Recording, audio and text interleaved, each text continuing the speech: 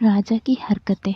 नमस्कार दोस्तों, मुझे आपके बहुत सारे मैसेजेस और कॉल आते हैं, मगर टाइम ना होने की वजह से मैं आपके कॉल नहीं कर पाती हूँ। दोस्तों, मेरे चैनल को अभी अभी सब्सक्राइब कर लें और साइड में दिए हुए घंटे के बटन को भी दबा दें। दोस्तों, मुझे आप पेटीएम करें और मेरा हौसला बढ़ाएं। और किसी और को मेरी कहानी पढ़नी है तो आप मेरी वेबसाइट पे जाके सुन सकते हैं। और दोस्तों, मैंने एक न्यू चैनल की लिंक नीचे दी है, उसे भी जाके सब्सक्राइब कर लें। तो अब मैं कहानी चालू करती हूँ। मैं वृंदा पहली बार एसआर के स्टोरी लवर पर अपना एक स्वप्रश्न प्रस्तुत कर रही हूँ। मुझे अक्सर इस कहानी के स्वप्न आते हैं और मैंने आज तक किसी को इनके बारे में नहीं बताया है। आज पहली बार मुझे हिम्मत करके लिखने का प्रयास किया।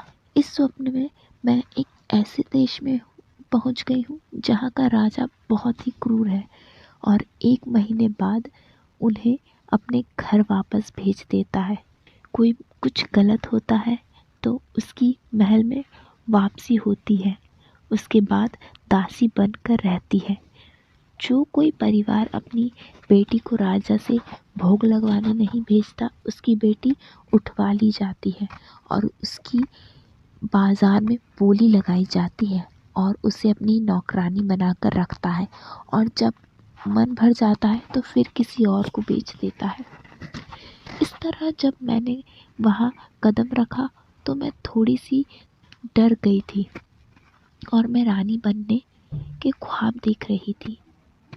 आओ, इसे राजा के पास ले जाते हैं, खूब बड़ा इनाम मिलेगा।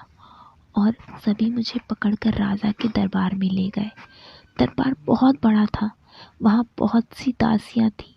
आते जाते मंत्री तंत्री रक्षक मुझे देख रहे थे। तभी मेरी सुनवाई की बारी आई। बाहर हुई घटना विस्तार में बताई गई।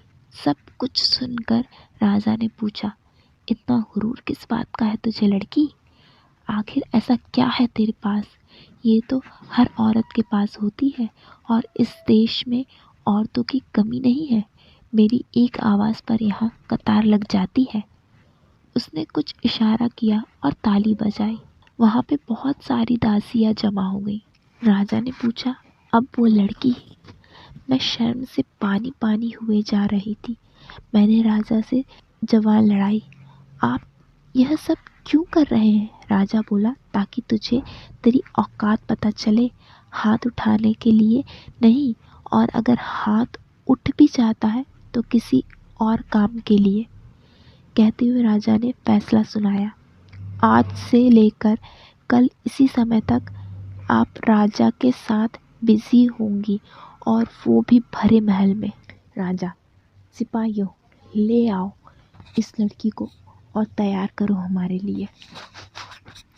इसकी अकल तो हम ठिकाने लाएंगे। आजकल बहुत पर निकल आए हैं। मुझे महल में ले जाया गया और स्नान घर में ले जाकर एक तालाब में कपड़ों समेत धकेल दिया गया। फिर अच्छे से नहा के बाहर आई। तभी राजा अंदर आया और मुझे 5-6 सिपाहियों के बीच तारीफ करने लगा। मैं आंखें बंद कर पूरे तारीफें सुन रही थी। आंखों में आंसू भर चुके थे। तभी राजा ने सिपाहियों को जाने का इशारा किया। राजा पानी में उतर आया और बोलने लगा, क्या होगा तेरा? वो तेरे आदेश का पालन कर रहे थे, और अगर मैं साथ ना देती तो तू उनका कत्ल करवा देता। मेरी वजह से किसी बेकसूर की जान जाए, यह पाप मैं अपने सर नहीं ले सकती। राजा, अच्छा? मेरे मन में एक तरकीब सूझी। राजा जैसे ही और आगे बढ़ा, मैंने पानी के अंदर ही उसके हाथ पर दबाव बनाया। राजा मन ही मन खुश हो रहा था। तभी उसकी शरारत भरी मुस्कान दर्द भरी कराह में बदल गई। मैंने उसका हाथ जो मरोड़ दिया था, राजा हाथ पकड़ वहीं खड़ा रहा और मैं वहाँ से भाग निकली। राजा ने मेरे पीछे सैनिक लगा दिए। मैं एक शयन कक्ष में जा घुसी। शयन कक्ष खाली था। तभी दरवाजे पे दस्तक हुई। सिपाही, महारानी जी, यहाँ कोई स्त्री आई है? मुझे कुछ नहीं सूझ रहा था, सो मैंने जवाब दिया। अगर जवाब न देती तो वो सिपाही अंदर चला आता। मैं कमरे से भीतर से, नहीं, यहाँ कोई नहीं आया, तुम जाओ, हम कुछ देर विश्राम करना चाहते हैं।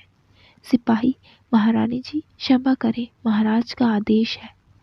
तब तक मैंने महारानी के कुछ खाने के सामान लिए थे और खिड़की की तरफ मुंह करके खड़ी हो गई और थोड़ा सा घूंघट भी निकाल लिया।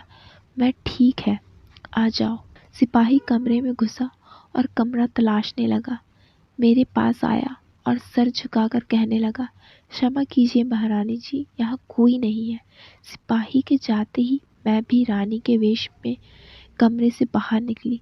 ताज्जुब की बात तो यह थी कि कोई मुझे पहचान नहीं पा रहा था। तभी मैं एक जगह जाकर छुपी और पकड़ ली गई। जगह थी सशस्त्र गृह।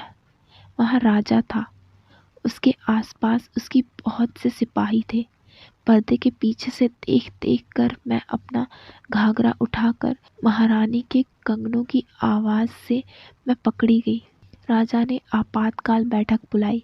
राज्य के सभी मर्द को न्योता दिया गया। राजा बैठक में आया और राजा ने फरमान सुनाया, इस लड़की ने मुझे धोखा किया है, इसलिए इसकी इसी दरबार में बोली लगेगी। ऐसी बोली जैसे आज तक किसी की नहीं हुई होगी।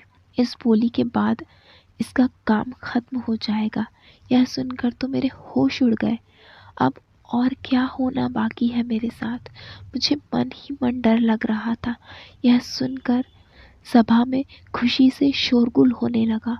लोग ठहाके लगाने लगे, पपतियाँ कसने लगे। भीड़ में से आवाज़ आई, आज मज़ा आएगा, मैं अभी घर से अशर्फियाँ उठाकर लाता हूँ। मेरी तो हवा निकल रही थी कि अब जाने आगे मेरे साथ क्या होने वाला है। इससे पहले जो हुआ वो कम था क्या कि मैं अचानक आवाज़ आई, राजा। बोली ठीक 15 मिनट बाद आरंभ होगी ताकि आप सभी इस समय आराम कर लें और अपने हिसाब से बोलियां लगाएं। लोगों की तो मौज हो गई। तभी एक मंत्री ने राजा से अनुरोध किया, महाराज, क्या हम इसे छू कर देख सकते हैं ताकि हमें भी भरोसा हो जाए कि जो माल हम खरीद रहे हैं उसमें किसी बात की कमी तो नहीं। राजा, ठीक है, छू लो, आखिर ग्राहक को भी पता होना चाहिए कि जिस चीज़ की वो कीमत दे रहा है वो असल में क्या है और कैसा है। हा हा हा हा। मंत्री मेरी तरफ बढ़ा चला तो भीड़ से आवाज़ आई, मंत्री जी छूइएगा नहीं। यह सुनकर लोग ठहाके लगाने लगे। एक आदमी मेरे पास आके बोला, क्या बात, क्या बात, और मुझे धक्का दे दिया। सभी लोगों ने उसे वाहवाही दी। फिर बोली चालू हो गई। महाराजा ने कहा, सबसे पहले होठों की बोली। 100 सोने की अशर्फियाँ। बोली बढ़ते बढ़ते 2500 अशर्फियाँ तक पहुँची और फिर मेरे होठ आखिरकार बिक गए। किसी साहूकार ने खरीदे थे। फिर मेरी बालों की बोली हुई, जिसे 1500 अशर्फियों में 2 भाइयों ने खरीदा। फिर आप सभी को पता है कि किस चीज़ की बोली लगी होगी। महामंत्री ने 5000 अशर्फियों में खरीद ली। फिर मेरे हाथों की बोली लगी।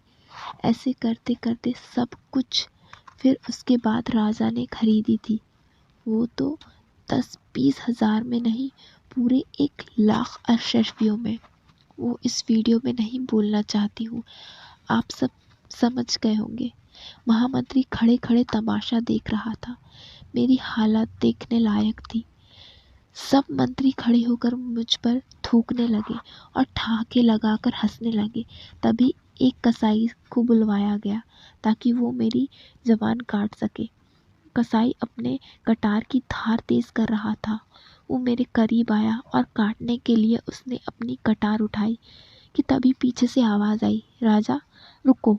सभी सभा बातें बनाने लगे। ये क्या हो गया? राजा, इस लड़की ने जितना दर्द सहा था सह चुकी, और ऐसा नहीं कि इसे सिर्फ दर्द सहा, नौकरानी बने रहना चाहती है सारी ज़िंदगी। इसीलिए मैंने उसकी नौकरानी बनकर रहना मंजूर किया। दोस्तों, कैसी लगी कहानी अपनी प्रतिक्रिया ज़रूर बताना मुझे कमेंट करके। और आखिर में इतनी अच्छी कहानी बनाती हूँ, इतनी मेहनत करती हूँ, तो मुझे भी आप कुछ मज़े दीजिए पेटीएम करके। चलिए मैं चलती हूँ। मेरी वीडियो को लाइक करना, शेयर करना, कमेंट करना और चैनल को सब्सक्राइब करना और वो जो बेल आइकन है उसे दबाना बिल्कुल मत भूलना। धन्यवाद। और मेरी स्टोरी और भी देखना चाहते हैं तो मेरी वेबसाइट पे भी जा सकते हैं। नीचे दी हुई लिंक पर जाइए, उस पर आपको स्टोरीज़ मिल जाएंगी। चलिए अब मैं चलती हूँ, तब तक के लिए बाय।